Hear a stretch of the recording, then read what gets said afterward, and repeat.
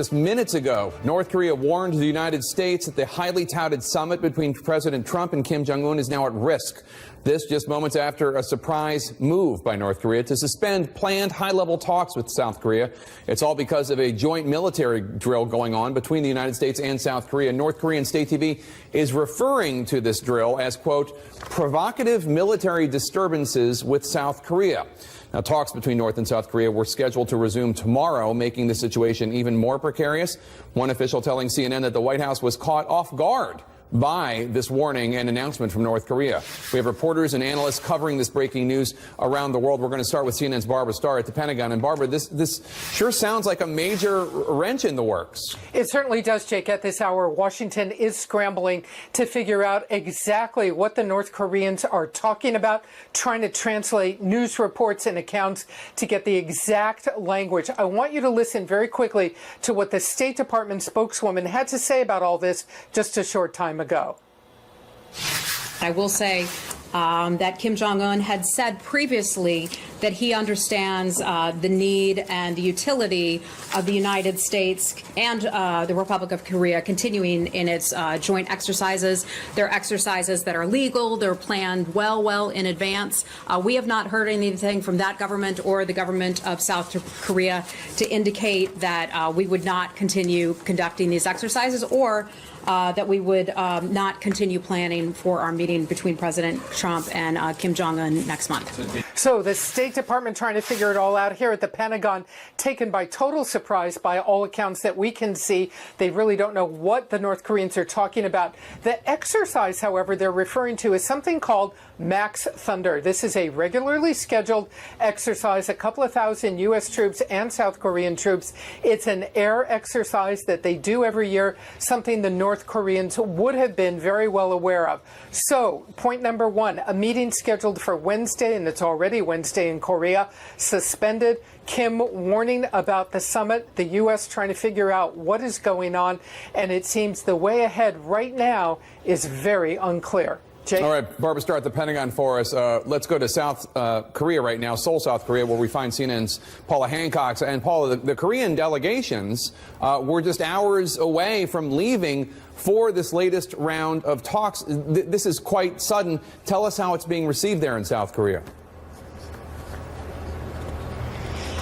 Well, that's right, Jake. It's just about 2.5 hours away when the delegation was going to leave Seoul and head to the DMZ to have that high-level talks. These were talks that were suggested by North Korea on Tuesday local time. So it's really less than 24 hours before they've actually had an about turn and decided that they don't want to go ahead with these talks. Now, mentioning about the military drills, which is going to take South Koreans by surprise, because when that South Korean delegation a couple of months ago went to Pyongyang, met with Kim Jong-un, he actually said to them he understands the need for the US and South Korea to carry out these joint military drills. This was just before those massive spring drills, the Fall Eagle, which in the past have always infuriated Pyongyang, seeing them as a dress rehearsal for an invasion. But on this occasion, they had said, Kim Jong-un had reportedly said he understands the need for it. Now, in this KCNA report, this state-run media, one interesting thing I need to mention is they say we will keenly watch the future attitudes of the US and South Korea. Is this potentially North Korea putting the US and South Korea on notice that going forward, what they don't want to see is more military drills, saying that this is against the Panmunjom Declaration, that agreement between the North and South Korean leaders, which said there wouldn't be hostilities between the two Koreas. So potentially here, showing what sort of concessions the North Koreans will want in the future. But I think this will take the South Koreans by surprise. Jake. All right, Paula Hancock in Seoul, South Korea. Thank you so much. Let's go to the White House now, where we find CNN senior White House correspondent Jeff Zeleny. And Jeff, we're hearing that the White House was also caught off guard. Jake, they were indeed. The White House was surprised by these news reports. I am told by a senior administration official the president was made aware of them, but from news reports, not from any official sources. So as Barbara was reporting, buildings across Washington, here at the White House, the State Department, and indeed the Pentagon, were taken by surprise by this. But Jake, this is all coming as an interesting meeting scheduled to take place 1 week from today. President Moon Jae-in, the South Korean president, is scheduled to be here at the White House to talk to President about that South Korea summit and the North Korean summit in Singapore next month. So all of this certainly is coming up in the air. But, Jake, we remember very well when the president 2 months ago first agreed to the beginning talks of these meetings. He said that the North had agreed to leave discussions about the military exercises to not stop them from happening. So that has always been on the table here. But, Jake, this is one thing that senior administration officials, some of them, have quietly worried and wondered about. What could North Korea do to potentially disrupt this summit? Is President Trump acting too eager for this summit to happen here? Has he removed the leverage from these discussions? As all of this is still coming in and sorted through, I'm told by an administration official, look for some other type of reaction, possibly from the White House, once they sort of get a handle on what's going on. But, Jake, it certainly throws, if not a wrench, at least a warning call in these discussions for that meeting in Singapore next month. But more importantly, that meeting here a week from today with South Korean President Moon Jae-in. Jake. All right, Jeff Zeleny, thanks so much. We're joined now by CNN military analyst Admiral John Kirby, as well as Gordon Chang. He's the author of Nuclear Showdown, North Korea Takes on the World. Let me start with you, Admiral. So the U.S. and the South Koreans are under the impression that Kim Jong-un himself specifically said that he understood the need of the United States and South Korea to have these joint military exercises. What could have changed? Well, it could be that he was referring to Full Eagle, which was the large exercise 2 months ago, and didn't realize that Max Thunder was coming up. I find that a little implausible, since Max Thunder was announced through a press release weeks ago, so it was kind of out there. It could be that he's throwing down a gauntlet, as some of our correspondents have suggested. It could also be a negotiating tactic. I mean, Trump likes to do this all the time, right? Raise the stakes, raise the ante, sow confusion before you sit down at the table. Maybe they're doing that too. Maybe there's something they want out of this, whether it's something specific about the preparations for the summit or something as resulting in the outcome of the summit, that they're trying to raise the stakes a little bit. I don't know. It's very perplexing. Let me go to Gordon Chang. Gordon, what's your take on this? Do you think that this is just negotiating tactics on the part of Kim Jong-un, or might this really put the summit at risk? Yeah, I think that, first of all, the North Koreans do things like this on a regular basis, so this could be just negotiating tactics. But, Jake, we got to recognize that this occurs just after Kim Jong-un met Xi Jinping for the second straight time in China. And also, you've got the Chinese trade negotiators in Washington right now. I think that Xi Jinping is basically saying to President Trump, look, every solution to North Korea runs through Beijing. You've got to give me concessions on trade or something else, and then I'll help you on North Korea. And what Kim Jong-un has just done is he's helped Xi Jinping in that bargaining position. So there's a lot of stuff that can be going on. We know that the North Koreans and the Chinese talk all the time, so we have to assume there's a high degree of coordination. So you think, rather than saying that the United States is being played by North Korea, that this is almost a warning shot from China being fired through North Korea. Let me ask you, Gordon, while I have you, I've heard national security experts express a concern that President Trump, in being so eager for the summit, has given away U.S. leverage, almost as if the United States wants the summit more than North Korea does. Is that a concern of yours? And what do you think the United States should do with this news, this announcement from North Korea? Well, I think that certainly we have been eager to have this summit, but I don't think we've given away that much leverage. There's two things that really give us leverage. One of them is the threat of war. And observers in Asia have been saying quite consistently that the governments of China, South Korea, and North Korea were unnerved by President Trump's threats, and that's why they changed their policies. That's not going to change, because President Trump can threaten that at any time. Also, it's the U.S. and UN sanctions that are crimping the flow of cash to Kim, and this is important. No, we can ramp up those sanctions, not only on North Korea, but also its major power backers, Russia and China. So we can do that at any particular time. So I'm not worried about losing leverage, but nonetheless, at this particular time, the United States has just got to continue assuming that the summit occurs, and if it doesn't, we need to then start increasing sanctions on the North Koreans and the Chinese. What would be the result, do you think, Admiral Kirby, if President Trump, and I'm not saying this is on the table, I've never heard anyone express this, I'm just making this up, if President Trump were to say, okay, let's cancel the U.S.-South Korea military drill, what would be the reaction and the repercussion of that? Well, maybe he saves the summit, but I think you tear asunder the alliance with South Korea. You give Kim exactly what he wants, which is to see the United States and South Korea move apart to try to drive that wedge. And quite frankly, you make the peninsula and the region less safe. Those troops are there for a reason. There is still a war technically on there, and Kim, has obviously created instability in the region. So it makes everything less safe, and it certainly is not in our security interests at all. So I still can't see that as a starter at all. Gordon Chang, what do you think President Trump should do in response to this news from North Korea? Well, there's nothing that we really need to do right now because the plans for the June 12th summit are still on. And if, for instance, the North Koreans cancel that, well, then we can go back to the old posture that we had of increasing sanctions and making sure that the North Koreans understand that there is no way on earth that we're going to let them keep those weapons. And one other thing, Jake, I think that Kim Jong-un is maybe a little bit unnerved by all of the momentum of events, and maybe he's just trying to slow things down a little bit. Inside North Korea, there's supposed to be this optimism because of the two summits, the one with South Korea and the one with the United States. And maybe Kim is feeling a little bit nervous about his position at home.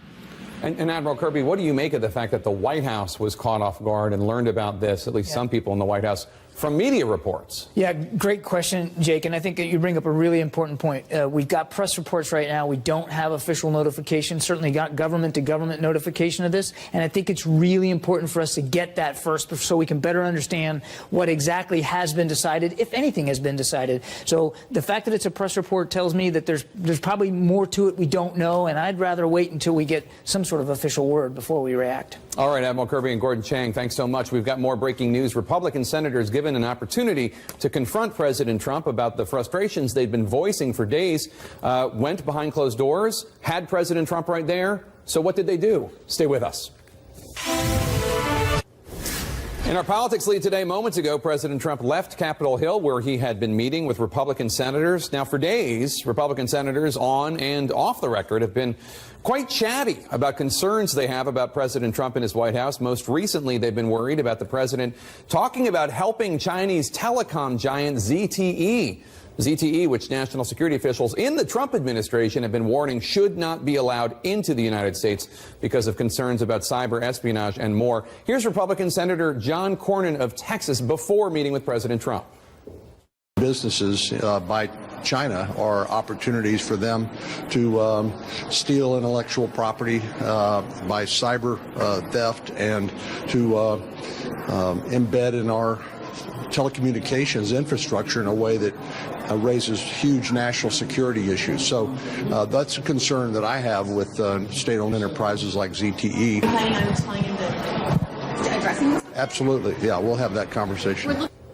Another long-standing concern, the tone being set by the president in the context of the comment made last week by Special Assistant to the President, Kelly Sadler, who attempted to joke about Senator John McCain's opposition to Trump's nominee to be CIA director by saying that McCain is, quote, dying anyway. McCain, as you know, is battling brain cancer. Here's Republican Senator Susan Collins before meeting with President Trump. The best way for this to be put to rest, and it should have happened immediately, would have been for the White House to issue a public apology to the entire McCain family. Trump should too, the president himself. I think it would be helpful if the president made clear that those kinds of comments are not acceptable, rather than criticizing the leaker. The president's meeting with Republican senators ended just a few minutes ago, and we're told by senators that neither Chinese telecom ZTE nor the twisted remarks about Senator John McCain were discussed at that meeting or even raised. I want to go to CNN's Phil Mattingly, who's on Capitol Hill. And Phil, the senators didn't discuss either of these issues. One of them is the denigration of one of their colleagues who's dying. Yeah, Jake, that's correct. Resigned to reality. That's the rationale one Republican senator gave me before the meeting on why he didn't think the McCain issue would come up at all. That reality being the White House and the president himself simply weren't going to apologize, and therefore it wasn't worth bringing it up. Now, it's worth noting, Senate Majority Leader Mitch McConnell did say there was a need for a public apology, but whether it was on Senator John McCain or whether it was on the ZTE issue, there was a lot of we ran out of time, and we just didn't get to it, Jake. Take a listen. Well, the person who said that should apologize and should apologize publicly. Did anyone ask him about it? No, we just had a couple of questions. But it really mostly was about trade with China, that, you know, we're going to work with them on North Korea, but we're not going to let them rip us off. And he kept saying that over and over again. Nobody pressed him on ZTE. Why not? You know, he just covered a whole range of subjects and, you know, was there for well over an hour. And we, you know, I was focused on the ag and other people were focused on other things. So Right, but if just the litany of things we covered, that was one we didn't get to.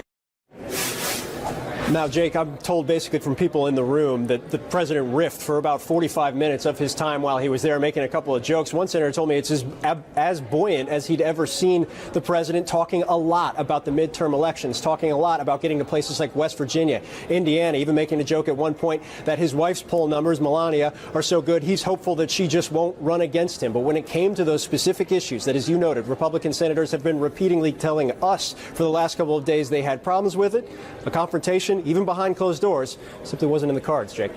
All right. Thank you so much, Phil Mattingly on Capitol Hill. The panel joins me now. Republicans have been talking quite a bit about their concern about letting ZTE into the United States and cyber espionage concerns they have about the Chinese, and the fact that a White House aide made fun of their colleague dying. Are you surprised that they said all this in front of the cameras, but then behind closed doors wouldn't even bring it up? I'm a little surprised. I mean, you give the president his space and he gets his 45 minutes and you don't know how much you have at the end. If I had a choice, I'd probably choose the ZTE question because I don't think you're getting any new news out of Donald Trump about the comments that Sadler made, and I think it is a bit hitting your head against a wall. But on ZTE, you could find out a bit about his thinking on this, which is what has been opaque to us thus far, aside from the tweet and then sort of rapidly ordering everybody to get in line on this. You could find out some new things there. So ask the question because it's important. It is important. Simone, I want you to take a listen to this Republican senator explaining why these issues did not come up at this meeting. Senator, are you disappointed that the topic of the comments that a White House official made about Senator John McCain did not come up? But this wasn't that kind of meeting. It wasn't that kind of meeting, said Senator Kennedy, I believe, from Louisiana. I'm trying to figure out what kind of meeting it was then. If you're meeting with the President of the United States, the head of your party, the President of the United States, the head of the Republican Party has made some very problematic statements over the last couple of days. There needs to be some clarity coming from the White House. And if the Republican senators on Capitol Hill ain't going to get the clarity, who will, Jake? This precisely is the reason why Republicans on Capitol Hill are in trouble when it comes to the midterm elections. Republicans have failed time and time again to hold Donald Trump and this White House accountable. And now folks are like, look, maybe we should get the Democrats to try because clearly y'all aren't doing your jobs. I want you to take a listen to one of the president's top picks for a national security job testifying before Congress today about ZTE. The Pentagon has already told military installations to stop selling ZTE phones. They're so concerned. Here's the president's top pick for a top national security job today. Would you ever use a ZTE phone? I would not, Senator. Would you recommend anyone in any sort of position that's sensitive, whether in commerce or in government or in contracting, use a ZTE phone? No, I would not.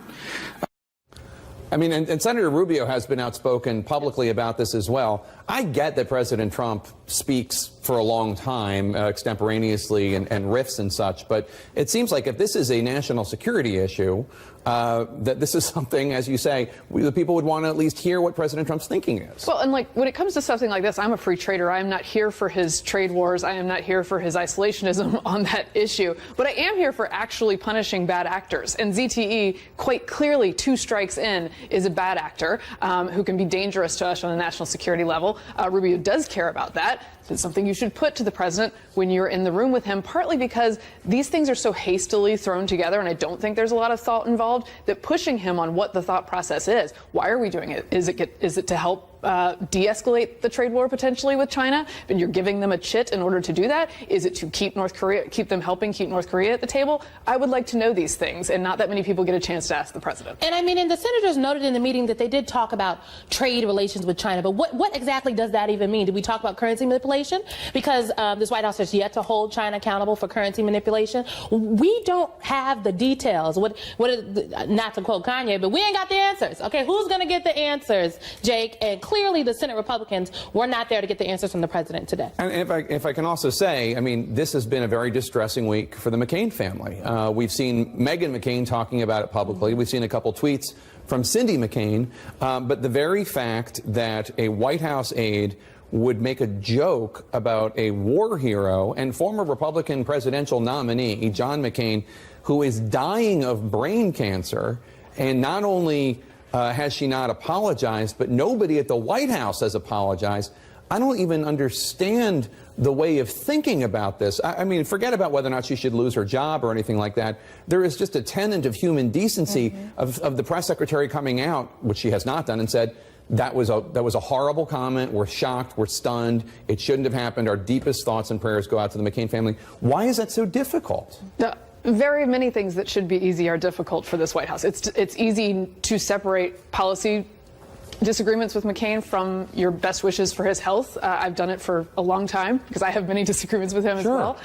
It is easy if you get in a position where you said something you regret, and to want to apologize and say, this does not reflect who I am. I made a mistake. I was under the gun. I did the wrong thing, and I deeply apologize. And there's some suggestion that perhaps she wanted to in the White House, but they have this bunker mentality that makes the original sin, even when it's really egregious, the response outweighs it, because here we are at day 6 or 7 dealing with something that could have just had an apology. Should have been a one-day story, and now it's day 5, day 6. Everyone stick around. We got a lot more to talk about. The attorney for Stormy Daniels is revealing brand new information about who attended a meeting at Trump Tower. That attorney, Michael Avenatti, is joining me next. Stay with me. Welcome back. We have more breaking news. You're looking at images right now of President Trump leaving the White House. We learned just now that he has arrived at Walter Reed Medical Center, where he is visiting his wife, Melania Trump. As you may recall, she was admitted at Walter Reed yesterday to have surgery to treat a benign kidney condition. The First Lady's office says that the First Lady will remain at the hospital for the rest of the week. CNN has confirmed that a wealthy Qatari businessman, Ahmed al-Rumaihi, did in fact attend meetings with Trump transition officials in December 2016, and that the president's personal lawyer, Michael Cohen, briefly popped in during at least one of those meetings. Over the weekend, Michael Avenatti, the lawyer for adult film actress Stormy Daniels, tweeted photos of Rumaihi and Cohen from that day. Joining me right now is Mr. Avenatti. Thanks so much for joining us. A spokesman for Rumaihi told CNN today that they did meet the president, his team, his transition team, officials there meeting with Rumaihi. They said this is simply Qataris trying to gather relevant information about the incoming administration, that Michael Cohen simply popped in. What would be wrong with that? Well, Jake, I think that's completely bogus. First of all, if you look at the video that we made a reference to, you see Michael Cohen walk into the lobby of Trump Tower with the Qatari nationals, get on the elevator with them. I just do not believe that he just, quote, popped in, whatever that means. I think that's a very unusual choice of a term, or word, I should say, in an official statement. What is Michael Cohen doing in this meeting, or popping in, even if that were true, or escorting these individuals through the lobby? It doesn't make any sense. He doesn't have a role in the transition. He doesn't have a role in the administration. He's not a registered lobbyist. He's not a registered foreign agent. He has no business meeting with these individuals unless he's trying to get another payday or curry favor or get something out of it. It doesn't add up, Jake. So how might this revelation, connected in any way to Stormy Daniels, have anything to do with the case that you've brought forward in terms of her non-disclosure agreement, or the effort at intimidating her, or the effort to pay her off? What's the relevance of the Qatari nationals and Michael Cohen coming to Trump Tower? Well, Jake, I think ultimately we may have relevance as it relates to Essential Consultants, LLC, and that bank account that we've been spending so much time talking about. But, regardless, Jake, here's where we're at right now. We are a repository of information. People continue to reach out to us, and for good reason, to supply us with information. This is a search for the truth, and if we come about information that we think should be disclosed to the American people and to the press, we're going to disclose it. Now, if people aren't interested, they're not going to pay any attention to it, and if the press is not interested in it, they're not going to report on it. But I think what we're seeing is that with each thing that we disclose, people are highly interested, and for good reason, because they have a right to know what the president's right-hand personal attorney was doing during this time period. You say that the full story of this has not been told. What does that mean? Do you have more information on Michael Cohen that has yet to be released? You seem to be painting a picture of Michael Cohen, the attorney for President Trump, President-elect Trump at the time, taking in all sorts of money from all sorts of interests. Some money, whether it's that money that came in or some other money, going out, whether it's paid to a Playboy model who was pregnant, or Stormy Daniels or anyone else. Put this picture together for us. What exactly are you suggesting? Well, what we're suggesting is there's multiple aspects of what we're suggesting, Jake. First of all, you have Michael Cohen, the personal attorney of the president, who is selling access to the president of the United States, including to individuals that have foreign interests without being a registered lobbyist, without being a registered foreign agent. You have Michael Cohen, who appears to be engaged in some highly questionable banking transactions in this bank account that he established in October of 2016 for the purpose of paying the $130,000 to my client. We have yet to see exactly how that money was reimbursed or who reimbursed it.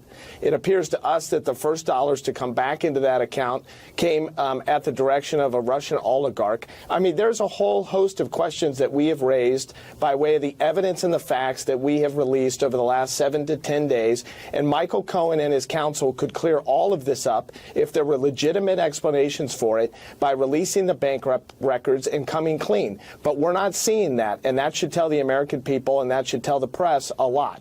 One last question for you, sir. The special counsel is probing any connections that President Trump or associates of his may have had with Russia, including business dealings. Michael Cohen was asked specifically about this by Sean Hannity in January 2017. Take a listen. There's no relationship. The last time that there was any activity between the Trump organization, actually really wasn't even the Trump organization. It was the Miss Universe pageant, was held in Moscow. When was that? 6 years ago. We know that that's not true. Cohen was, in fact, pursuing a Trump Tower in Moscow while Trump was a candidate for president. He'd even tried to reach out to the Kremlin for help. What does that tell you? Michael Cohen would not know the truth if it fell out of the sky and landed on his head and knocked him to the sidewalk, Jake. This guy lost track of what the truth was probably a decade ago. That's what I'll say about that. Michael Avenatti, thank you so much. Good to see you, sir. Appreciate Thank it. you. A presidential preoccupation with leaks as men in suits sweep the West Wing to root out the, quote, traitors and cowards holding on to their personal cell phones. What other extraordinary measures might they be taking at the White House? Stay with us. And welcome back. President Trump continuing to focus on leaks coming from inside the West Wing rather than simply apologizing for the cruel comments made by Special Assistant to the President Kelly Sadler about Senator John McCain dying of brain cancer. The White House seems primarily focused on how her comment was leaked to the press. It comes as CNN's Jeff Zeleny has remarkable new details about just how far the White House is going to try to prevent any more leaks. Colors, honor guard. Outside the Capitol today, President Trump paying respect to slain law enforcement officers. You are the greatest. You are our heroes. But inside the Capitol, it's the lack of respect the White House is showing to Senator John McCain that's enraging fellow Republicans. I don't understand it. Why you just don't apologize and move on. And that would be easier to do. 6 days after a White House aide sparked outrage by saying it doesn't matter what McCain thinks about CIA nominee Gina Haspel because he's dying anyway, the president finally weighing in. Not to condemn the remark, but to blast who leaked it. The so-called leaks coming out of the White House are a massive over-exaggeration in order to make us look as bad as possible, the president tweeted, adding, "Leakers are traitors and cowards, and we will find out who they are." In the halls of the West Wing, that hunt is already underway. Months after the White House banned personal cell phones, CNN has learned that rare sweeps are being conducted to track down personal devices employees may be still using in the building. Sources familiar with the sweep say White House employees dressed in suits, carrying large handheld devices, scan for phones that aren't government issued. Senior advisor Kellyanne Conway making it very clear that anyone who leaks is a bad actor. It's not so much leaking as using the media to shiv each other. She also said the recent leak could lead to personnel changes.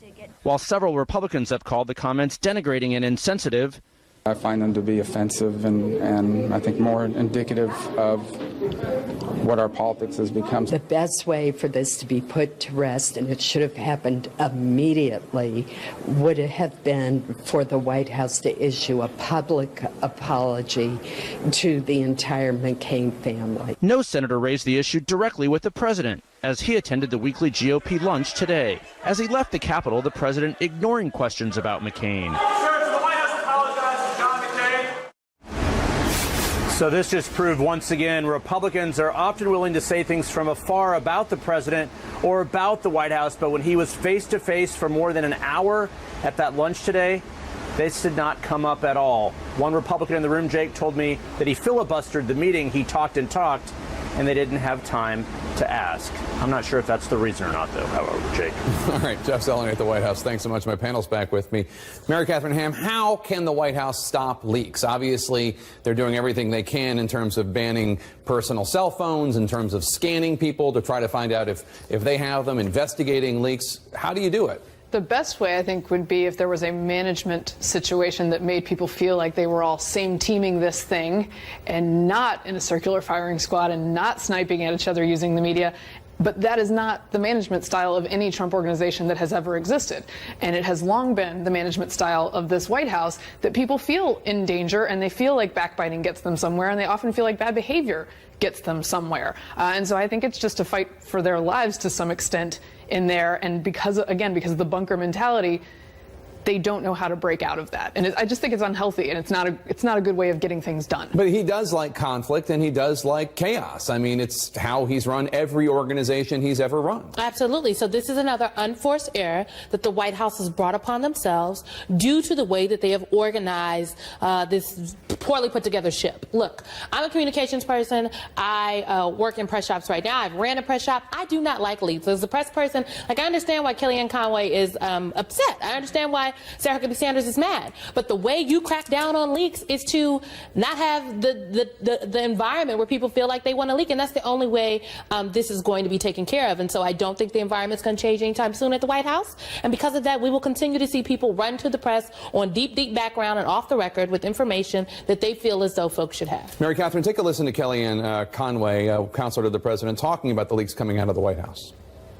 I had several discussions with the president on this very topic today. Do you expect personnel changes as a result? I do. Actually, yes, I do. So she's suggesting that there are going to be people, I think she's suggesting people are going to be fired or at least assigned to different offices. Or start impersonating the person they think they might get fired to put them on and then leak something there. Look, there is sort of in a lot of the messaging, not this particular one, thankfully, there is a sort of missed point, which is these are your people. This is your house. Right. It is not in order, and that's why people are leaking. So this is your responsibility, and perhaps the cracking down or changes in staffing might do that. But I think this might just turn into another round of competitive leaking. Well, my question is, who's going to get to work at the White House, MK? Well, clearly, nobody wants to work there now. So you think that nobody wants to work there? There are people that would want to work there. I think that I have very talented, incredible Republican friends, and there are many people I know, communications folks, because as we know, this White House needs communications individuals that do not want to go in the White House because the president is a difficult principal, because of the way the White House press shop is set up, and because they don't feel like the work environment is a workable work environment. And so you can fire all the leakers you want in the administration. At some point, you won't. You have to replace those people, and I am concerned or confused about who the White House thinks they're going to replace them with. All right, we got a lot more to talk about, so stick around. Coming up, we're going to talk more about the White House leaks and other situations and whether or not this is a problem that President Trump brought on himself. Stay with us. I'm back with my panel, and before the break we were talking about President Trump's focus on leaks coming from his White House, his preoccupation with who leaked the story of one of his aides disparaging John McCain, joking about him dying of brain cancer, as opposed to why was the comment made. Meghan McCain, John McCain's daughter, who's on The View, talked about earlier today how her father never had that problem. People didn't leak about him because they respected him and they liked him. Take a listen. It's always a sign of a bad campaign or a bad candidate or a bad politician when you have rampant leaking problems, because it shows that you don't have loyalty to the principle or to the message. And clearly, you got to look in your own house on that one. Is that an issue, do you think, Simone? Is the problem with all the leaks coming from the White House that people don't actually feel loyalty necessarily to President Trump? Well, I'm not here for folks that work in the White House taking a loyalty pledge to the president, but I do think that there should be some level of respect for the principle that you work for. And yes, you do see leaks coming out of this White House and I think other places when people lose respect for the person, the position, and the work that is happening inside that environment. And I absolutely believe that's what's happening in the Trump administration. We've seen two different kinds of leaks, and this is Kellyanne Conway's formulation, not mine. One of them, you might call them more personal leaks to hurt people. Secretary of State Tillerson calling President Trump a moron, for example. And then there is the kind of leak that seems to come from national security officials who are concerned about President Trump, like the leak that President Trump told 2 Russian diplomats in the Oval Office, I fired Comey and now the pressure is off me. Both of them would suggest putting things other than loyalty to President Trump at heart. Yeah, and for different reasons. And look, I'm sympathetic to the notion that inside a White House you want to be able to have some frank conversations and not have all that out there, and sometimes that's necessary.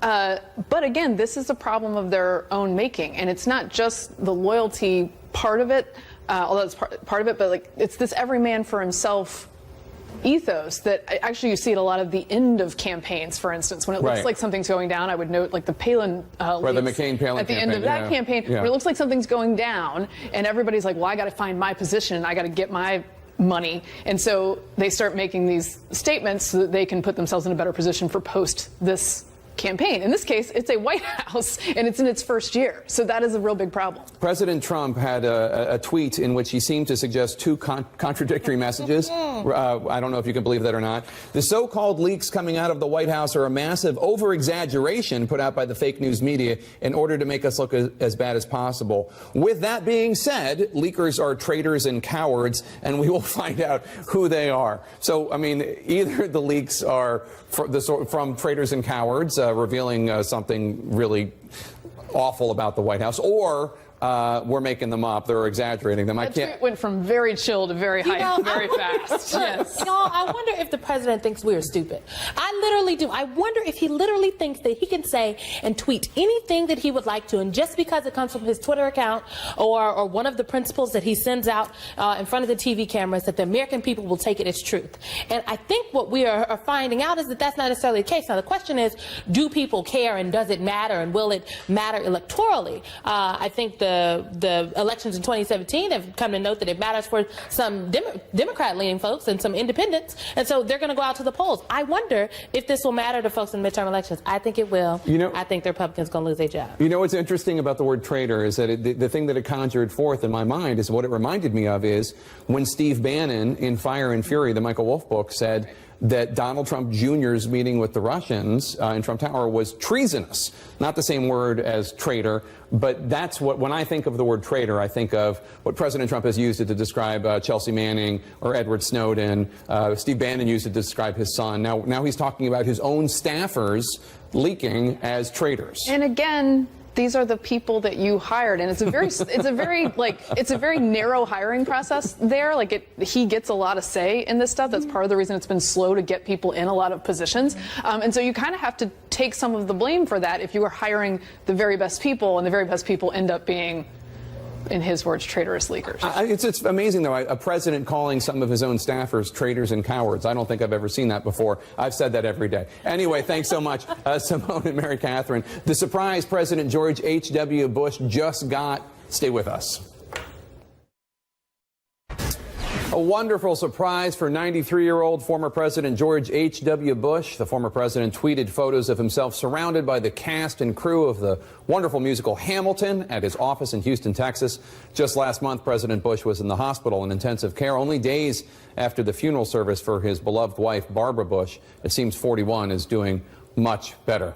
Be sure to follow me on Facebook and Twitter at Jake Tapper. You can tweet the show at The Lead CNN. Don't forget to pick up a copy of my new novel, The Hellfire Club, at your local bookstore on Amazon.com. That's it for The Lead. I turn you over now to Wolf.